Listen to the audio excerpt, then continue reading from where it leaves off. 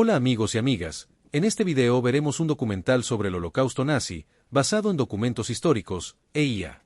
Quédate hasta el final porque verás la única cámara de gas y el crematorio que quedaron en Auschwitz como evidencia de lo que hicieron los nazis que sirvieron en ese complejo de horror y muerte. Hubo en Europa muchos campos de concentración y exterminio, pero veremos el más grande de todos. Esto es Auschwitz-Birkenau, la mayor máquina de exterminio de la historia.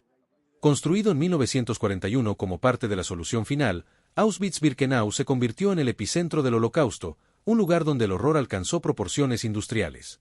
En este documental, exploraremos sus dimensiones, su funcionamiento y los detalles más escalofriantes que la historia nos ha revelado. Antes de la Segunda Guerra Mundial, Auschwitz no era un símbolo de muerte.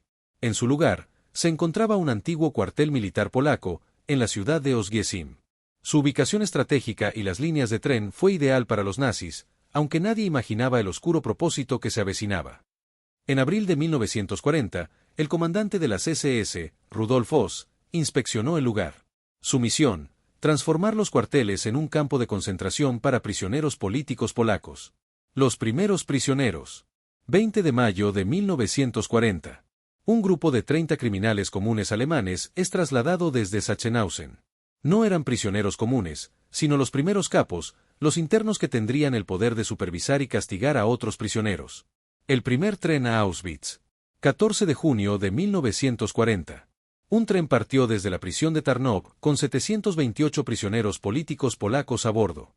Profesores, sacerdotes, intelectuales. Muchos nunca saldrían con vida.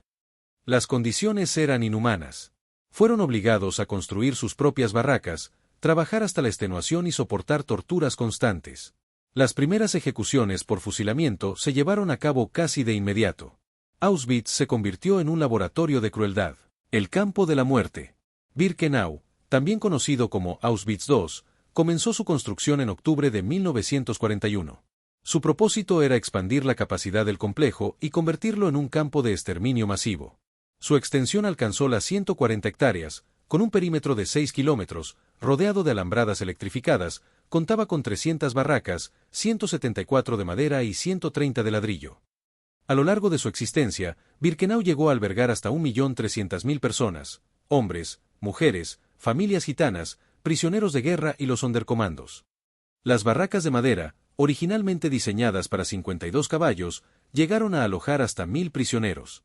En las de ladrillo, la capacidad variaba, pero en condiciones de hacinamiento extremo podían albergar hasta 700 personas. El frío, hambre y las enfermedades hacían más aterrador estar ahí.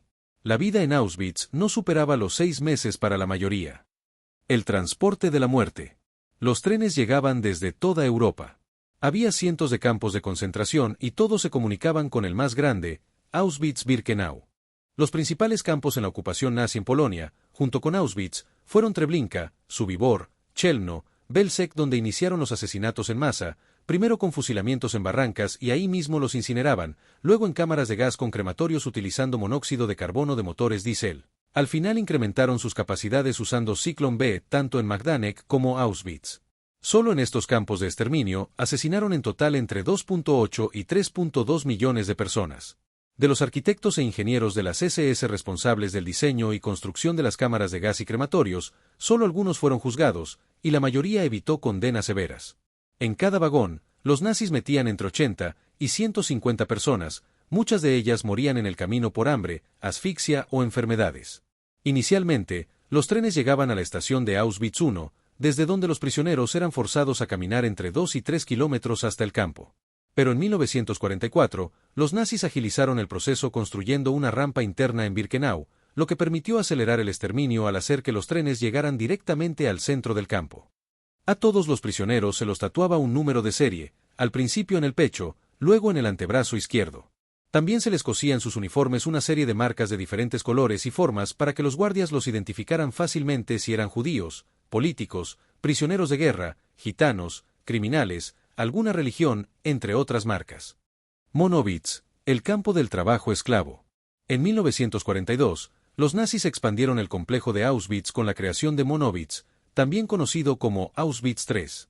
Ubicado a unos 7 kilómetros de Auschwitz I, Monowitz fue construido para proveer mano de obra esclava a la industria alemana, en particular a la empresa IG Farben, que fabricaba caucho sintético y combustibles. Los prisioneros en Monowitz enfrentaban condiciones extremas, largas jornadas de trabajo, desnutrición y castigos brutales. La esperanza de vida en este campo rara vez superaba los 3 meses. Entre sus prisioneros se encontraba Primo Levi, quien relató su experiencia en el libro Si esto es un hombre. Los primeros experimentos con Zyklon B. Los primeros experimentos con Zyklon B se realizaron el 3 de septiembre de 1941 en el sótano del bloque 11 de Auschwitz I.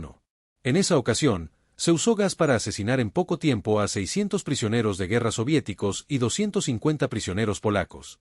Esta prueba fue supervisada por el comandante del campo, Rudolf Oss, y dirigida por Karl Frisch, quien propuso el uso del pesticida Zyklon B como método de exterminio masivo. Experimentos médicos en Auschwitz-Birkenau. En el bloque 10 de Auschwitz se realizaban los más infames experimentos que Josef Mengele llevó a cabo en gemelos de todas las edades. También dirigió experimentos con romaníes o gitanos, para determinar cómo las diversas razas resistían diferentes enfermedades contagiosas. Otros experimentos horripilantes incluyeron una serie de experimentos de esterilización con judíos, romaníes y con otros grupos que los líderes nazis consideraban racial o genéticamente indeseables. Lo cuestionable es que casi todos los médicos lograron escapar, incluso algunos siguieron trabajando. La solución final. El 20 de enero de 1942, en plena Segunda Guerra Mundial, una impresionante mansión a orillas del lago Wannsee, cerca de Berlín, fue testigo de uno de los capítulos más oscuros de la historia de la humanidad. Aquí se consolidó el plan La Solución Final, sobre cómo se llevaría a cabo el asesinato en masa de 11 millones de judíos de toda Europa. Asistieron 15 altos funcionarios nazis, fue presidida por Reinhard Heydrich, director de la Oficina Central de Seguridad del Reich, y Adolf Eichmann. Aquí se ideó la manera de transportar y asesinar a todos los prisioneros judíos en diferentes campos de concentración y exterminio. Entre ellos Auschwitz-Birkenau.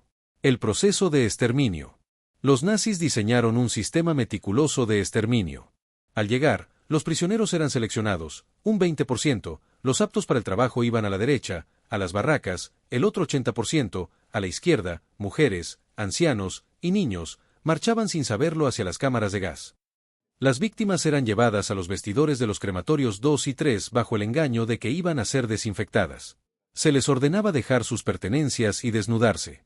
Posteriormente, eran guiadas a la cámara de gas, un espacio hermético diseñado para albergar entre 1.500 y 2.000 personas. Una vez, estando hacinadas las víctimas, se daba la orden que salieran los sonderkomandos y cerraran herméticamente las puertas. Inmediatamente los nazis lanzaban los cristales de Zyklon B a través de aberturas en el techo o paredes laterales. El gas cianhídrico se liberaba al contacto con el aire y en unos 15 a 20 minutos, todos en la sala morían por asfixia. Tras esperar aproximadamente media hora para asegurar la muerte y ventilar las cámaras, se abrían las puertas y los sonderkomandos entraban a retirar los cuerpos. Las 4 cámaras de gas y los crematorios de Birkenau podían funcionar al mismo tiempo. Los sonderkomandos, testigos del infierno. Los sonderkomandos eran prisioneros bajo pena de muerte obligados a trabajar en los crematorios, eran testigos del horror. Cada cámara necesitaba entre 50 y 100 sonderkomandos para retirar los cuerpos, cortarles el cabello, extraer dientes de oro y trasladarlos a los hornos crematorios, donde podían incinerar hasta 4.500 cuerpos diarios. Estos prisioneros eran asesinados periódicamente para borrar testigos. En 1944, un grupo se rebeló, logrando destruir dinamitando el crematorio 4, algunos huyeron pero todos fueron masacrados. Los escapes más épicos de Auschwitz. Escaparse de Auschwitz-Birkenau era imposible por la estricta vigilancia de los más de 7.000 guardias de las fuerzas especiales, las SS que custodiaban ese infernal campo de prisioneros, los cercos electrificados, las torres de vigilancia y las patrullas alrededor de los campos, hacían imposible siquiera pensarlo. Hubo muchos intentos y terminaron mal, los atrapaban y los torturaban hasta morir de hambre, incluyendo con otros prisioneros de la misma barraca escogidos al azar. 10 por cada prisionero que intentara escapar era la regla, los ahorcaban, fusilaban o los introducían a las llamadas celdas de la muerte en el bloque 11 de Auschwitz, que son unos cuartos oscuros, ahí los dejaban hacinados, sin agua ni alimentos, hasta morir de hambre y deshidratación. En la celda 18 encontrarás un memorial de la historia de un sacerdote polaco, Maximiliano Kolbe, que ofreció su vida por otro prisionero, un sargento polaco llamado Franciszek Gajowniczek. También entre los bloques 10 y 11, existe el paredón de la muerte donde asesinaban de un tiro en la nuca a prisioneros o los fusilaban. La bandera arriba con el triángulo rojo indica que en su mayoría eran enemigos políticos. y de los que intentaron escapar muy pocos lo lograron y dieron información al mundo de las atrocidades que ahí se cometían. El mundo se enteró y no lo podían creer, pero esos épicos escapes y actos de heroísmo los veremos en otro video documental. El último tren con prisioneros que arribó a Auschwitz-Birkenau fue en diciembre de 1944 procedente de Budapest, con aproximadamente 1.200 prisioneros judíos húngaros y los últimos en ser tatuados con un número en el antebrazo. Se estima que en Auschwitz, Birkenau y Monowitz, el total de deportaciones entre 1940 y 1945 fue de 1.3 millones de personas, de los cuales 1.1 millones fueron asesinados, prisioneros de guerra soviéticos, polacos, gitanos y de otras nacionalidades, siendo en su mayoría un 90% judíos. Solamente 200.000 prisioneros lograron sobrevivir. De los 7.000 a 8.000 miembros de las SS que trabajaron en Auschwitz, solo 800 fueron juzgados después de la guerra. Esto significa que alrededor del 90% nunca enfrentó la justicia, de lo cual podríamos hablar en otro documental. El final de la pesadilla. En enero de 1945, ante el avance soviético, los nazis destruyeron casi todas las evidencias y evacuaron a los prisioneros en las temidas marchas de la muerte. Cuando el Ejército Rojo entró a Auschwitz, solo encontró 7.000 sobrevivientes, todos en estados de salud tan deplorable que muchos no alcanzaron a enterarse que ya eran libres. En esos 5 años, más de 1.1 millones de personas nunca salieron con vida, y la gran mayoría eran judíos. Reflexión final. Auschwitz-Birkenau no es solo un vestigio del pasado, es un recordatorio de lo que el odio, la indiferencia y las ambiciones pueden causar. Deseamos que esta historia jamás se repita. Si llegaste hasta aquí, muchas gracias. Si te gustó el video no olvides darme un like y dejar tus comentarios. Hasta pronto y nos vemos en el próximo video de Neurohistoria. Lo último que veía.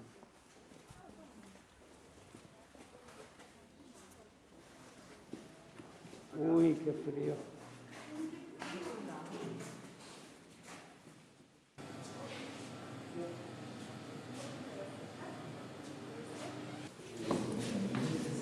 Qué frío está.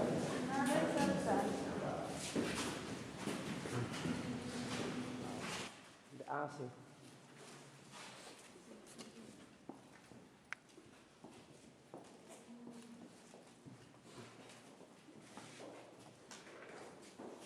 Todavía huele.